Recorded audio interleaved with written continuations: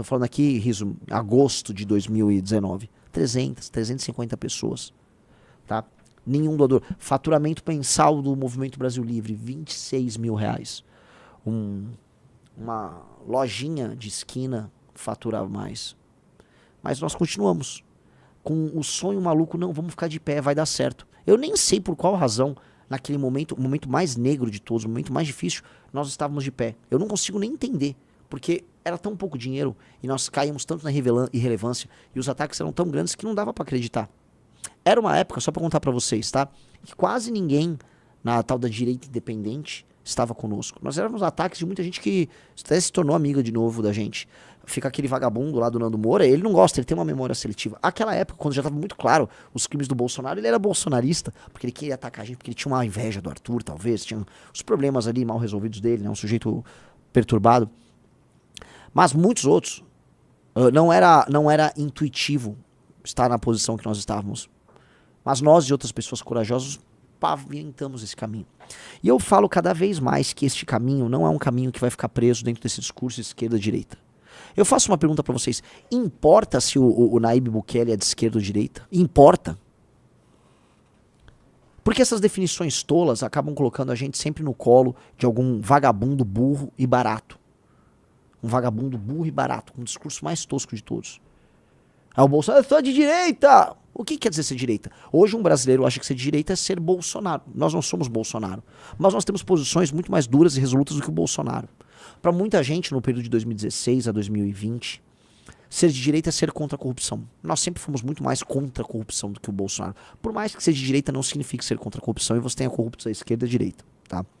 Ser de direita naquela época era defender reformas profundas do Estado brasileiro. O Bolsonaro nunca defendeu essas reformas. Reformas no sentido de liberalização da economia, reformas pró-mercado, aumento da liberdade, da capacidade de agência do homem e do empresário brasileiro, para dar um exemplo. O Bolsonaro nunca foi a favor disso. Acabar com privilégios.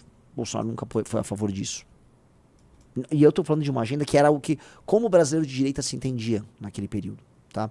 Ah, certo conservadorismo. O Bolsonaro na terceira, quarta família dele, diferente, como sua família exótica, sua perspectiva de mundo exótica. É isso? Uma hora ele finge que é católico, outra hora finge que é evangélico. Né? Ser de direita para o brasileiro se tornou ser Bolsonaro. E nós não somos Bolsonaro. Isso, o entendimento geral é que todo Bolsonaro é direita. Por mais que, do ponto de vista da precisão, nós sejamos um grupo que podemos ser classificados à direita, no entendimento geral, nós não precisamos ficar presos nisso. Nós vamos ter nossa própria doutrina. Nós vamos ter nosso próprio pensamento. Nós vamos ter nossas próprias ideias. E aí vocês chamem elas do que vocês quiserem. Tá? Nós somos o MBL, nós somos um partido missão e nós somos o grupo que vai mudar o Brasil. E esse é o nosso destino e cada vez mais eu tenho certeza disso. Quando eu vi o resultado ontem da pesquisa, eu me toquei. Somos nós. O futuro do Brasil somos nós. E as pessoas que acompanham a gente entenderam isso. Eu volto a colocar, não é sobre o Renan, não sobre eu. Eu sou muito menor do que os principais nomes nossos. Quando as pessoas entenderem que um dia vai ser a vez de Sandro Filho, um dia vai ser a vez de Matheus Batista, de tantos outros, e que os fundadores eles foram o alicerce disso tudo, a roda vai já ter girado. Mas um grupo de pessoas ter colocado meu nome ali e ter falado, não, eu vou votar nesse cara, isso denota uma fidelidade ao plano que poucos grupos têm. O Zema, governador de Minas, né, num dos cenários ele tá com 4, eu tô com 2. Meu Deus do céu, o Zema é governador de Minas Gerais. E ele passou os últimos anos da vida dele seguindo um manualzinho de como se comportar na direita brasileira. Bolsonaro espirrou, ele vai lá, pega um lenço. Bolsonaro falou, tô com fome, ele tira a comida da boca e dá pro Bolsonaro. Submisso como um cão. Zema é o exemplo do direitista brasileiro que entendeu a regra do jogo. E mesmo assim ganhou e foi reeleito em Minas. E tá tecnicamente empatado conosco, que nem candidatos somos. Isso é muito bizarro. Isso quer dizer que se nós fizermos alguma campanha, nesse cenário que vocês estão vendo aí, que é o cenário 1 estimulado, tá? Que é o cenário hoje o mais provável, se eu me esforçar um pouquinho, eu busco esse Zema, eu passo ele. E se a gente aumentar o nosso conhecimento e levar o nosso discurso pro resto do Brasil, eu não acharia loucura a gente começar a buscar os 6, 7, 8, 10%. Até porque este cenário aqui, ele pega um determinado Tarcísio, é um Tarcísio com apoio do Bolsonaro. Diante de 2 outros nomes da direita, ali tem o Zema e ali tem eu, é muito estranho falar em primeira pessoa ali, né? Tem o Renan Santos da Missão, eu, que são nomes, vamos colocar aqui, bem menos conhecidos. O Zema é bem conhecido, eu sou menos, mas com potencial de crescer e roubar a eleitoral do Tarcísio. Eu volto a colocar, o Tarcísio não tem muita coisa para mostrar aqui no estado de São Paulo. São Paulo nem de longe é um dos melhores estados em segurança. São Paulo nem de longe é um dos melhores estados em educação. Tarcísio só leva fama. Um dia pintaram ele, esse cara faz muitas obras. E aí desenharam esse Tarcísio, entregaram aí, e fica todo mundo achando que o cara é uma das 1000 maravilhas do mundo. Não é uma das 1000 maravilhas do mundo. É sob o governo de Tarcísio que o PCC mostrou aí que é uma operação multibilionária. É debaixo do nariz do Tarcísio que o PCC opera no Porto de Santos ou na Faria Lima. É debaixo do nariz do Tarcísio que o PCC tomou as regiões do litoral brasileiro inteiras. E o Tarcísio só fica ali reativo, olhando. Aí diz que inaugura uma ponte, inaugura outra coisa, e intercala uma inauguração de uma obra iniciada no governo anterior e outra, com declarações de submissão ao Bolsonaro. Ele disse o seguinte, que caso vire presidente, a primeira coisa que ele fará será anistiar o Bolsonaro. Ora, esta é a resposta que um sabujo dá, que um puxa-saco dá. Tarcísio se comporta como um sabujo e um puxa-saco. Bolsonaro, vou correr para anistiá-lo. Não, Tarcísio tem pessoas muito mais importantes a serem anistiadas e libertadas. E eu não me refiro à turma do dia 8. Eu me refiro a moradores de favelas ao redor do Brasil. Estou me referindo aqui a mais de 20, provavelmente coisa de 25 milhões de brasileiros que vivem sob a égide do crime organizado. São esses que você tem que libertar. Mas você não vai libertar. Quem vai libertar, se eu for candidato, serei eu. No primeiro dia de mandato, eu sequer vou ficar lá recebendo a faixa, vou mandar o Carratu buscar a faixa do Lula. A gente vai buscar aquela faixa, vai mandar lavar bem, vai tirar aquele cheiro horrível de cachaça. E nós vamos pegar um avião e encontrar o governador do Rio eleito pela missão, Bombeiro Rafa, com seu vice, Sargento Martins, o bruxo. Vamos encontrar as forças de segurança e vamos, conforme previamente combinado e construído a estratégia, nós vamos invadir e tomar a primeira das favelas. E libertar as pessoas.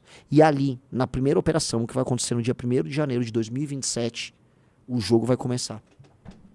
Nós vamos eliminar o crime organizado daquela favela, nós vamos instalar uma base policial, nós vamos abrir vias, vamos derrubar algumas vielas, vamos abrir as vias, vamos dar espaço para as pessoas morarem, vamos construir habitações para algumas pessoas que terão suas casas derrubadas, habitações temporárias até que o programa habitacional as aloque num prédio decente para que elas morem. Nós vamos começar imediatamente a construção de uma escola sob o controle da polícia para que aqueles jovens que costumam ser recrutados pelo crime organizado, que são a mão de obra barata do crime, tenham referência masculina, tenham esporte, tenham treinamento técnico para arrumar um emprego decente. E aquela escola é um recado para todo mundo. Começou um Brasil diferente. E é isso que nós precisamos fazer. Não é ir lá para Brasília, ficar andando com os dragões da independência, com o Rolls Royce que o Getúlio andou, nada disso. Não vai ter cerimônia, porque a gente não tem o que comemorar. Então nós não vamos, num governo nosso, gastar nosso tempo anistiando o Bolsonaro. Se o Bolsonaro for preso, veja só, ele calvou essa treta para ele. Não é problema nosso. Até porque o Bolsonaro, se dependesse dele, me prenderia. Então eu não teria, vamos dizer, grandes pruridos para ficar gastando tempo e capital político soltando esse cara. Muito pelo contrário, tá? Nossa conversa com o Xandão seria outra. Porque se o Xandão decidir se intrometer nos assuntos, ele vai ter um problema institucional com esse governo. E ele ou qualquer um que impedir a gente de se realizar vai estar tomando uma escolha política muito dura e muito séria. E o nosso governo vai ser muito claro. Ele vai ser um governo eleito com uma agenda muito clara e muito específica. E ele espera, dado que essa agenda está pautada pela Constituição, esse governo vai esperar que essa agenda seja respeitada. E vai fazer valer esse direito. Mesma coisa com o Congresso e mesma coisa com governadores que têm relação com o crime organizado e que vão tentar lutar contra a implementação da lei e ordem no Brasil. Estou falando disso de maneira muito respeitosa, porque eu tenho certeza que os homens nas posições institucionais vão decidir tomar as posições institucionais mais sérias e mais corretas. E esse é o nosso papel. Então, Tarcísio Gomes de Freitas, se você sonha em se tornar presidente da República para que o primeiro ato, no teu primeiro dia de mandato, seja salvaguardar, soltar um cara que vai ficar o quê? Andando no palácio te dando ordem? Que é isso que o Bolsonaro vai querer fazer? Que é o que ele já faz com você no teu governo? Que é o que ele faz quando ele sobe no caminhão de som? Se isso você acha que o que um homem público tem que fazer, isso mostra muito mais que você não é um homem a serviço do Brasil, mas você é um homem a serviço do Bolsonaro. Como você já foi um homem a serviço da Dilma, um homem a serviço do Moreira Franco, um homem a serviço do Temer e um homem a serviço do Bolsonaro. E agora, inclusive, um homem a serviço do Ciro Nogueira e do Kassab. Definitivamente você não está a serviço dos 25 milhões de brasileiros que vivem sob a égide do crime organizado. É ou não é? A premissa de um governo da missão é uma premissa de um Brasil novo, de um Brasil muito diferente. E é uma ruptura com os consensos das gerações anteriores, sim. Nós não temos compromisso com as guerras da geração que vivia, eu estou do lado do MR8 e dos comunistas, ou não, eu estou do lado da Arena e estou do lado dos militares. Nós não temos nada a ver com isso. Nós ficamos com a conta para pagar dos militares e nós ficamos com a conta para pagar dos comunistas. Todos eles nos deram uma conta para pagar e um país todo fudido. Eles deram isso pra gente, tá? Nós não temos direito a nada, não sobrou nada pro brasileiro. A nossa geração sobrou uma conta, um boleto para pagar. E eu sei que fazer piada de boleto é piada de millennial, né? Mas eu sou um millennial, então sobrou um boleto pra pagar. Sobrou uma pemba aí pra gente. E cabe a gente falar, se a conta é minha, quem paga a banda escolhe a música. Isso é tão óbvio.